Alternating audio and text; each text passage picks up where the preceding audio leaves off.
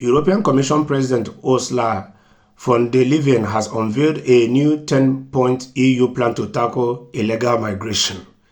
I'm laughing even though it's not funny, because in as much as she unveiled this new 10-point plan to tackle illegal migration, what are they doing as EU to completely free all these developing countries, Africa in particular, from their colonial pact, from the Berlin 1884 agreement? What are they doing about it?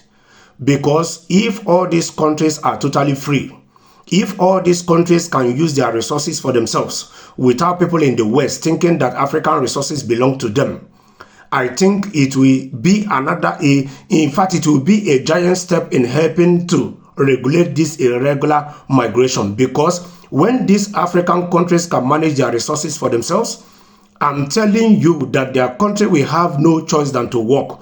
And when their countries are working, their citizens will not be coming here in search of better life, because there's no place like home. Sources: European Paravada citing Polish radio station RMF-FM. Details from the Leyen announced innovative ways to combat illegal migration in a letter to EU heads of state, government, 2 days ahead of upcoming EU summit. In a particular, the European Commission President proposed exploring the idea of creating centers for migrants outside the EU for those who are not eligible for asylum. You see, gradually EU as a body is now buying into the kind of idea that made UK to have agreement to Rwanda to build camps in Rwanda to send people they don't want in their country to Rwanda. And Italy has built 2 camps in Albania, of which that most of the men they will be rescuing from the sea, they think that don't have right to asylum in the EU will be sent to Albania. You see, gradually they are getting to that. And these same people will preach to you about human rights. These same people will preach to you about democracy. Why are they taking this step? They are taking this step because if they are to treat these people in their own countries, then they will have to be careful that they don't trample on these people's human rights, because the whole world will be watching. But if they have these camps in outside the EU, whatever happens to those people there, they can try to take themselves a bit out of the problem. They can try to pretend as if they don't know what is happening. Yes. This is the first time that the European Commission has welcomed the proposal, supported in particular by Poland. Italy already runs such centers in Albania, you see? So this is the first time that European Union is welcoming such proposal, in particular by Poland, and which we know that Italy has already 2 centers in Albania, which they will actually launch this month. Ursula von der Leyen also introduced new regulations aimed at streamlining the processes of sending back migrants who do not qualify for asylum to their home countries and make it more efficient.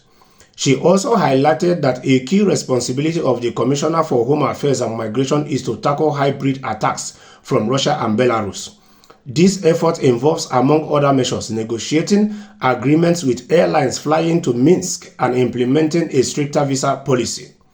There will also be new rules governing the long-time stay of refugees from Ukraine, though the exact details have yet to be announced. Migration will be one of the main topics of the 2-day summit of the EU heads of state and government in Brussels, which begins on Thursday. So, as an African, concerned African, let me come to Africa now. So, African leaders, this I'm pleading to you people. Do whatsoever it takes to wear your garment of patriotism. Do whatsoever it takes to make your countries work. Do whatsoever it takes to make sure that Africa works. Because at the end of the day, these same people that are implementing these laws for irregular migrants to come, immediately their labor market start facing labor shortages. Immediately their labor market start facing deficit. They will start reforming their migration laws to welcome migrants to fill in these gaps. As soon as they think they have enough, they will reform it again. As soon as they see that their population are declining, they will reform their immigration laws for foreigners to come in and have children in their country, because they are trying to avert future disaster in the future. Because the more their populations are declining, the more their labor markets will be seriously be affected, the more their economy will be in disaster. So please, African leaders, put your house in order. Is important. A lot of Africans has died on the Mediterranean. A lot of Africans are suffering where they are leaving their various countries, trying to sojourn to Europe or to different parts of the world in search of better life. Please, the earlier the better.